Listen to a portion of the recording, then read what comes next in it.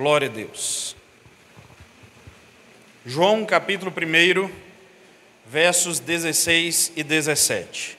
A palavra diz assim: porque todos nós temos recebido da sua plenitude e graça sobre graça. Porque a lei foi dada por intermédio de Moisés, a graça e a verdade vieram por meio de Jesus Cristo. Amém. Ó Deus, santa é a tua palavra e quando lida tem o poder de mover os nossos corações.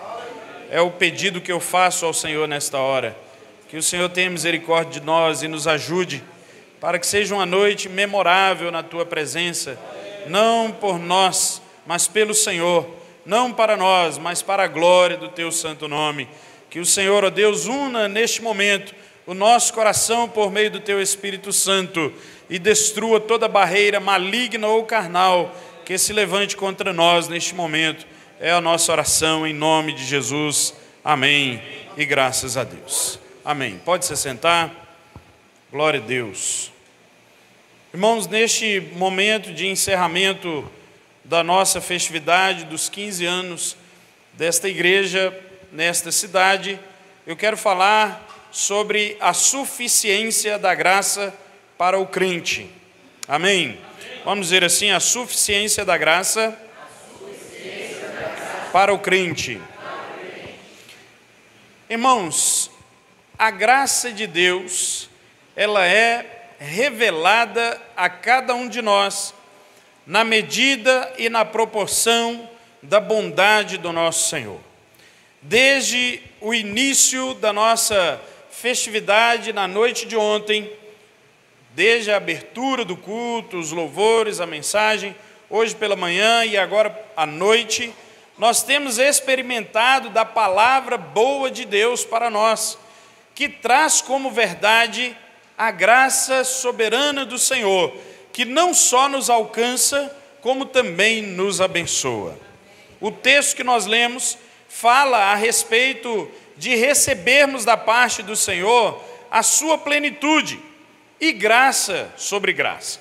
Recebermos a graça de Deus é não apenas um favor que nós não merecíamos ter recebido, mas nós costumamos dizer que além daquilo que não merecíamos receber, nós éramos dignos da condenação da parte do nosso Deus, mas Ele resolveu nos presentear com o seu amor, e esse amor oferecido pelo Senhor ao homem é dado por sua graça. A palavra de Deus nos diz que nós recebemos da sua plenitude e graça sobre graça.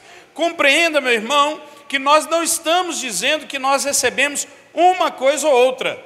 Nós recebemos as duas coisas. Recebemos a plenitude de Deus e também recebemos a sua graça. E a graça sobre graça, neste texto, literalmente, nós poderíamos traduzir como graça em lugar de graça, como se fosse uma graça que substitui outra graça. E o que poderia significar esta frase?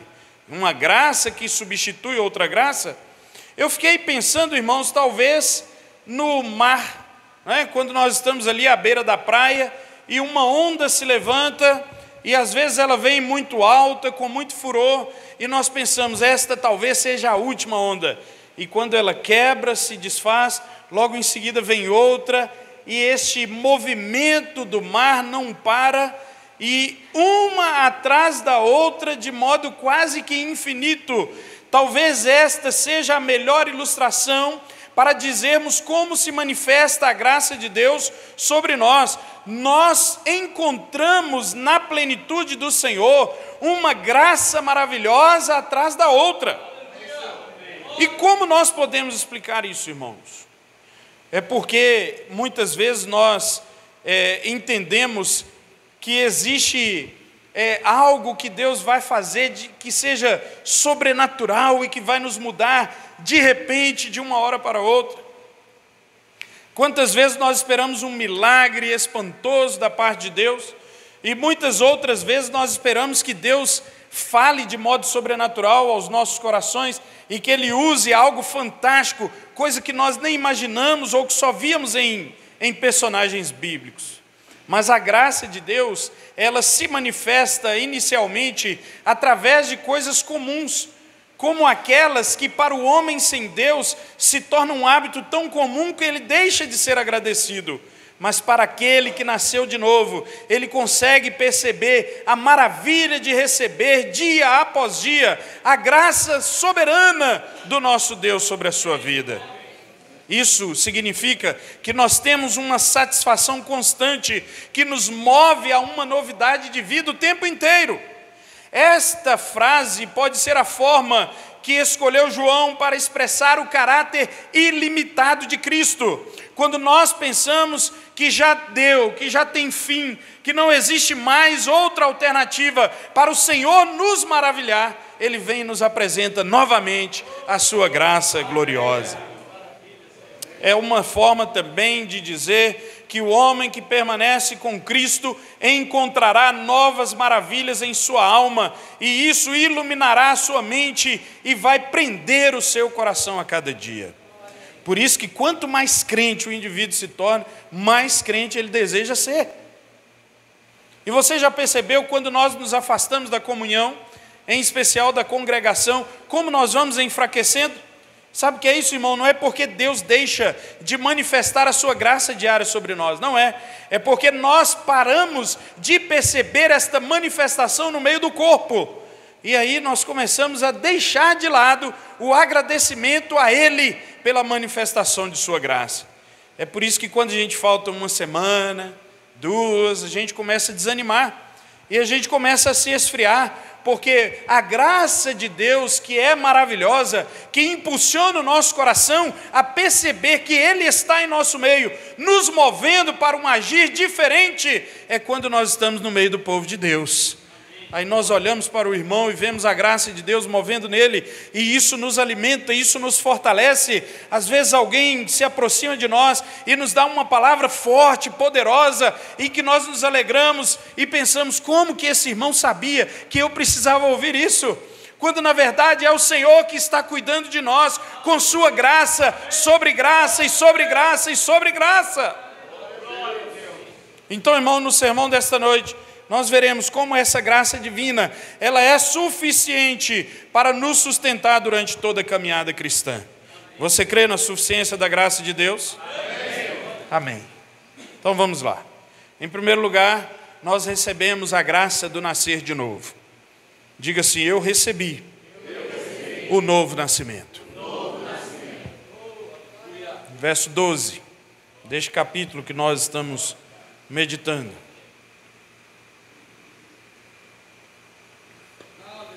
A palavra de Deus diz: mas a todos quantos o receberam, deu-lhes o poder de serem feitos filhos de Deus, a saber, os que creem no seu nome, os quais não nasceram do sangue, nem da vontade da carne, nem da vontade do homem, mas de Deus. Certa vez eu ouvi um arminiano dizendo que a graça, a palavra graça, por si só, já desbancava toda a doutrina calvinista da predestinação. E eu fiquei curioso. Falei, agora eu vou ter que assistir o vídeo até o fim, para ver como que ele consegue fazer isso. E ele diz que a graça é recebida pela fé, por todo aquele que crê. E ele dizia que todo o que crê será salvo. Eu disse, até agora não tem nada diferente do que eu creio e do que eu penso.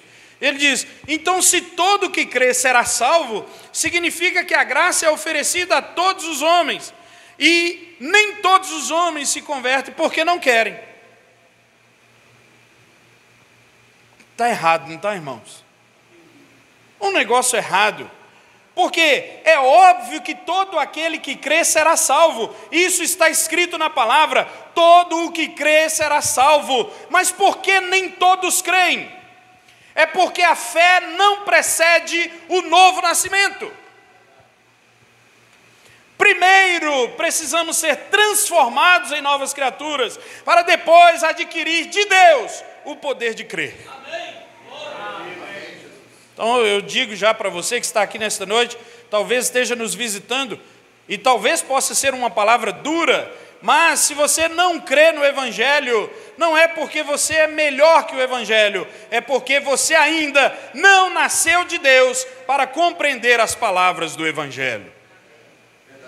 Mas a graça do Senhor, quando nos é oferecida para o novo nascimento, significa, irmãos, que Deus toma a decisão de gerar os seus próprios filhos. Os meus pais estão aqui. Há 42 anos atrás eu nasci, mas não foi uma decisão minha. Nem meu nome eu escolhi, irmãos, depois de nascido. Quanto mais antes de nascer eu tomei alguma decisão, se através do meu nascimento natural, os meus pais tomaram uma decisão por conta própria de me gerarem, quanto mais o nascimento espiritual também é uma decisão do Pai Celestial que concede a vida a quem Ele quer. Aí alguém pode dizer assim, não, mas meu filho nasceu sem a minha vontade. Eu não queria não. Não queria mesmo? Talvez você não queria o nascimento, mas o processo estava lá. Não é verdade? Mas o nosso Pai Celestial não, irmão. O nosso Pai Celestial teve vontade, desejo, e a vontade do Senhor é sempre boa, agradável e perfeita. E eu já quero antecipar uma notícia para o seu coração. Talvez você não se sinta digno da presença de Deus, talvez você também não se sinta digno de estar na presença dos santos de Deus, mas se o Senhor te escolheu para a salvação e lhe concedeu a vida eterna, esta era a vontade dEle, desde a eternidade para a sua vida, e Ele não erra nas suas escolhas. Você e eu somos o plano perfeito de Deus para a igreja dele na face da terra. Aleluia, Jesus. Glória a Deus. A graça do novo nascimento promove em nós um despertar para o reconhecimento de que Deus plantou em nós uma nova vida, uma nova semente, uma vida que vem do alto e que agora nos tornamos aptos para discernir também as coisas do alto. Por isso que Paulo, escrevendo aos Colossenses, no capítulo 3, ele diz, se já ressuscitaste com Cristo, buscai as coisas lá de cima, do alto, onde Cristo está assentado, e não as coisas da terra. Quem é da terra, busca as coisas da terra. Quem é do céu, busca as coisas do céu. Por isso que só o novo nascimento pode promover em nós o desejo de buscar a Deus, o desejo de clamar a sua face e de servi-lo. Quando nós somos chamados como cristãos de loucos, talvez até de fanáticos, né? Quando nós recebemos esses apelidos, esses codinomes, isso não nos ofende, irmãos. Porque nós somos loucos aos olhos deste mundo, mas foi o propósito de Deus escolher as coisas deste mundo, que são loucas, para confundir as sábias. Escolher aquelas que nada são, para confundir as que são. Então nós somos da pátria celestial, porque recebemos uma vida celeste. Esta vida é o novo nascimento, que veio pela graça de Deus. Agora, vejamos como a graça nos faz ser quem somos. Abra sua Bíblia em 1 Coríntios, capítulo 15, leiamos o verso 10. 1 Coríntios, capítulo 15, verso 10. A palavra de Deus nos declara o seguinte, mas pela graça de Deus sou o que sou. Aleluia. Só somos o que somos pela graça de Deus. E ele completa dizendo, e a sua graça me foi concedida. A sua graça que me foi concedida não se tornou vã. Antes trabalhei muito mais do que todos eles. Todavia, não eu, mas a graça de Deus comigo. O apóstolo Paulo está declarando nos versículos anteriores que ele recebeu o chamado para ser apóstolo do próprio Jesus. Mas ele se considerava o menor de todos os apóstolos, mas pela graça de Deus ele se tornou um dos 12, um dos apóstolos, um dos pilares da igreja, e pela graça de Deus ele trabalhou para que esta graça também não fosse vã. Sabe o que isso significa, irmão? É a graça de Deus que nos faz quem nós somos em Cristo Jesus. É a graça de Deus que nos desperta para o novo nascimento, mas é a graça de Deus que também nos desperta para o trabalho da nossa vocação.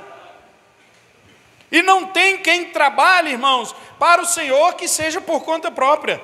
Porque quando nós fazemos as coisas do nosso jeito, sem a graça de Deus, isso tudo é inútil perante o Senhor. Mas Paulo completa dizendo: antes trabalhei muito mais do que todos eles, todavia não eu, mas a graça de Deus comigo. Como saber se eu estou trabalhando para o Senhor por causa da manifestação da sua graça ou por espontaneidade da minha carne? É quando o louvor é devolvido para o Senhor, toda honra e toda glória são dedicadas a Ele em tudo e por tudo que fazemos, e isto é fruto da graça de Deus em nós. Agora, tudo que rouba a glória de Deus, irmão, não vem de Deus, isso é carnal e diabólico. O que a graça de Deus então fez conosco, irmãos? O que nos tornamos através dela? Se é a graça de Deus que nos transforma e nos move para sermos quem somos, esta é a pergunta que nós fazemos nessa noite. O que a graça de Deus fez com você? O que a graça de Deus fez comigo? O que a graça de Deus nos tornou neste lugar? Como tem sido o reflexo desta graça em nosso coração?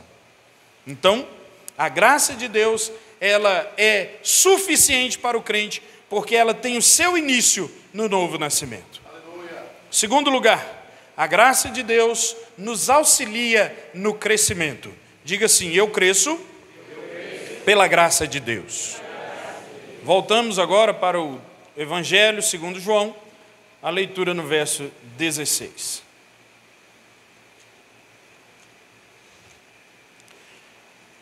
Graças a Deus. Verso 16 nos diz: porque todos nós temos recebido da sua plenitude e graça sobre graça.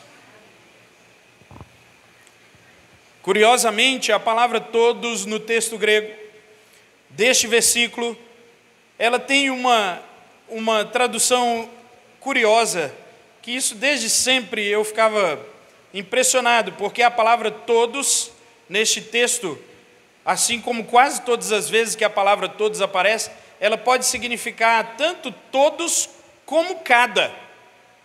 Ela pode significar cada e pode significar todos.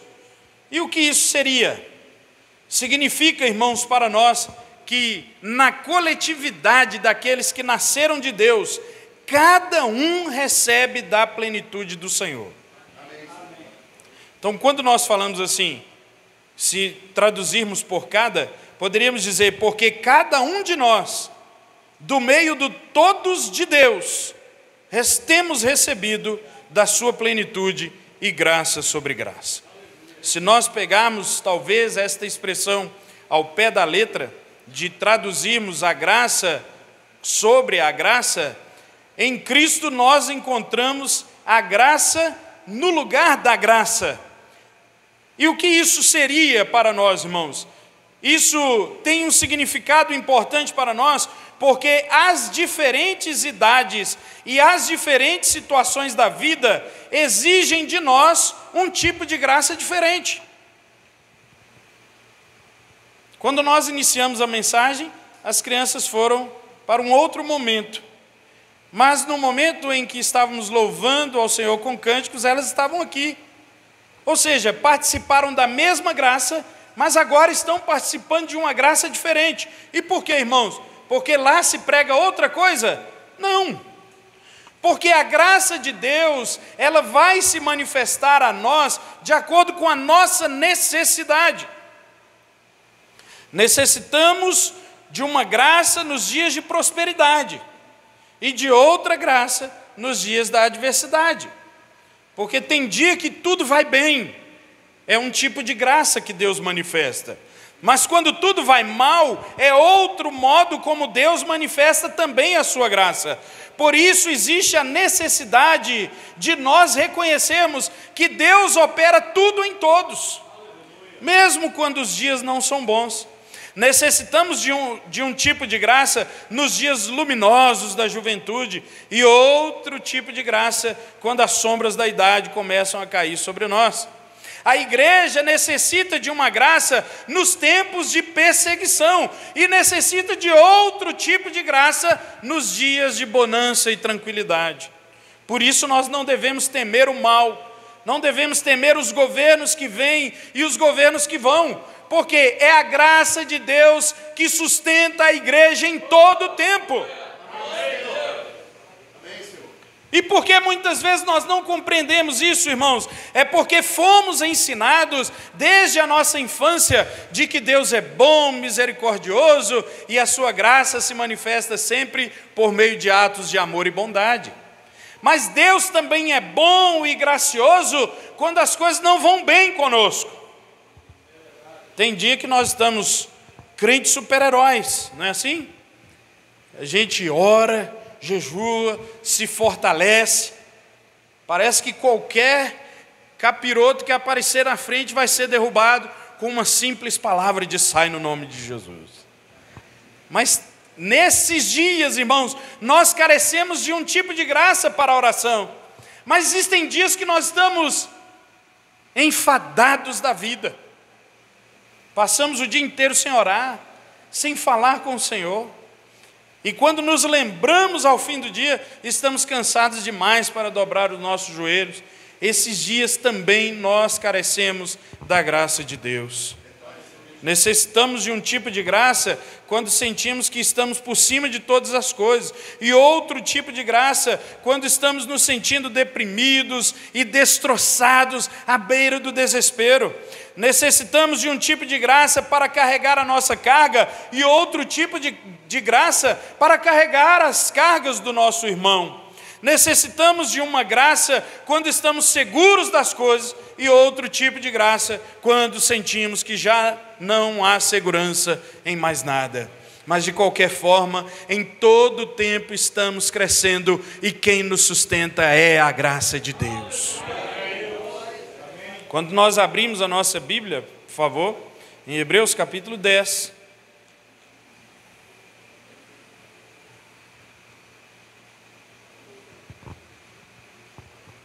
Hebreus 10, verso 19.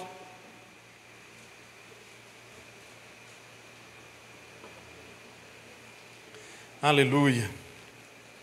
A palavra do Senhor nos diz assim: tendo, pois, irmãos, intrepidez para entrar no Santo dos Santos, pelo sangue de Jesus, pelo novo e vivo caminho que Ele nos consagrou pelo véu, isto é, pela sua carne, e tendo grande sumo sacerdote sobre a casa de Deus, aproximemo-nos com sincero coração, em plena certeza de fé, tendo o coração purificado de má consciência e lavado o corpo com água pura. Todas as vezes que eu leio este texto, irmãos, eu me lembro que tem dias que o Santo dos Santos parece que é o fundo do meu quarto. Eu entro, irmão, faço até uma pose, e parece que o Santo do Santo está brilhando lá no fundinho. Basta eu dobrar o joelho que eu já estou lá. Você não se sente assim? Um crente fortaleza de vez em quando? Mas tem dias que não, irmãos. Tem dias que não é assim que eu me sinto. Tem dia que eu sinto que a minha oração está pesada, que nada está acontecendo, que as respostas do Senhor não vêm. E pior ainda, existem dias que palavras nem saem dos meus lábios, eu apenas dobro os joelhos e deixo o meu coração conversar com o Senhor e a minha mente. Mas quando eu olho para este texto, eu me lembro que nos dias bons eu tenho que ter intrepidez para entrar no Santo dos Santos. Não é pela minha força, não é pelo jejum que eu fiz, pela consagração, não é pela minha fortaleza, nem pela minha santificação, e sim pelo novo e vivo caminho, que é a graça de Deus manifestada em Jesus. Mas os dias também que eu estou desamparado, irmão, eu necessito desta mesma graça que me conduz ao Santo dos Santos para dirigir a minha oração ao Senhor. Porque tem vezes, irmão, quando nós estamos fortes, nós temos a mania de deixar a graça de lado e acharmos que as coisas estão acontecendo por causa de nós. Eu tenho prosperado porque sou dizimista fiel. Não tem esses adesivos aqui nos carros não, né? nas costas dos carros lá de Belo Horizonte, tem os adesivos que vem escrito assim: fruto da minha fidelidade com Deus. E a graça sobre graça de lado, tchau. Então o dia que você deixar de ser fiel, o Senhor pode tomar. Pastor, minha família toda serve ao Senhor, porque eu oro todos os dias pela minha casa. Tem irmã que está orando aí pelo marido faz anos, e nada está acontecendo. Sustente-se na graça de Deus, minha irmã. Sustente-se na graça de Deus, meu irmão, porque em todo tempo é ela quem nos mantém de pé e em constante crescimento. Então, nós já vimos que a graça de Deus é que nos dá a nova vida. É pela graça também que nós adquirimos o crescimento. E em terceiro e último lugar, a graça que nós recebemos para o triunfo. Diga assim: eu triunfarei pela graça de Deus. Agora diga com mais força: eu triunfarei pela graça de Deus. Aleluia. Voltemos lá ao Evangelho, verso 17. Glória ao nome do Senhor. Minha Bíblia já está até meio viciada em João 1, viu, irmão? Não sei a de vocês aí. Cheia de dedo. Verso 17 diz: porque a lei foi dada por intermédio de Moisés, a graça e a verdade vieram por meio de Jesus Cristo. É a graça do Senhor quem nos conduzirá ao triunfo. Lembre-se, se você nasceu de novo, você está crescendo em graça, e com certeza triunfará em glória com Cristo. A lei foi dada por Moisés, está escrito aí no texto que nós lemos. O verbo que está escrito é o verbo edoté, que é derivado do verbo didomi no grego, e ainda está na voz passiva no auristo. Vou explicar. Isso significa que, através de Moisés, a lei foi dada pelo Senhor de modo totalmente passivo ao homem. O homem não teve participação em nenhum momento em que a lei de Deus foi entregue a Moisés. O verbo no auristo também significa uma ação concretizada de modo definitivo, sem retorno. O que isso significa para nós, irmãos?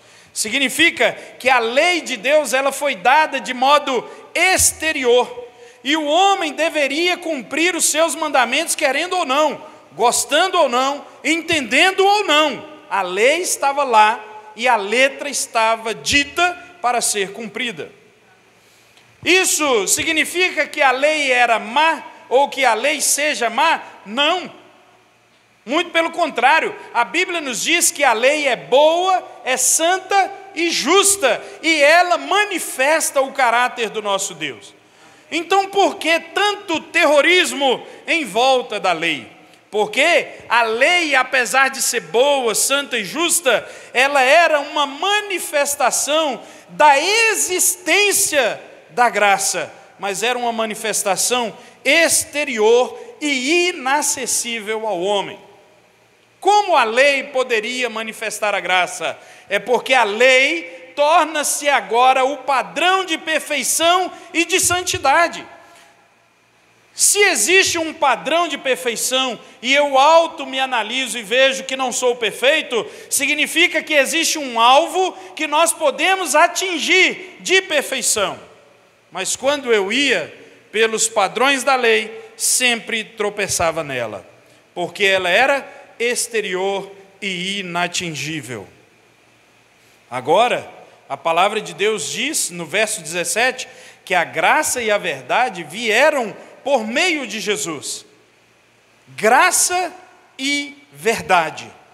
Só que, curiosamente, o termo agora usado por João neste texto não deriva do verbo didomi, como ele se referia à lei, e sim agora é outro verbo, que é o verbo ginomai, que significa tornar-se, vir a ser, significa uma mudança de condição, uma mudança de estado, uma mudança de lugar. Quando nós olhamos para o texto e vemos que a graça e a verdade vieram por meio de Cristo, isso significa que a graça e a verdade de Deus sempre existiram, mas agora se manifesta encarnada no Filho de Deus, que veio a este mundo cheio de graça e cheio da verdade divina. Aleluia. A graça, revelada somente de modo exterior e mostrando a impossibilidade e incapacidade do homem de cumpri-la pela lei, agora se mostrou em Jesus como graça e verdade na pessoa do Filho. Como nós podemos encontrar isso na pessoa de Jesus? Quando ele declara no capítulo 14, o verso 6, eu sou o caminho e a verdade e a vida. Jesus trouxe a verdade a este mundo para ser vivida como um homem perfeito do Pai. Uma vez revelada em Jesus, a graça agora foi manifestada a todo aquele que crê. Ao que recebe da plenitude de Deus, este jamais será afastado da graça do Senhor. A única coisa que nós encontramos agora em Jesus é uma total dependência da graça dele para permanecermos firmes até o dia de sua vinda. Em todos os passos da sua vida, meu irmão, reconheça a existência da graça de Deus te mantendo de pé. Voltemos lá ao texto de Hebreus capítulo 10.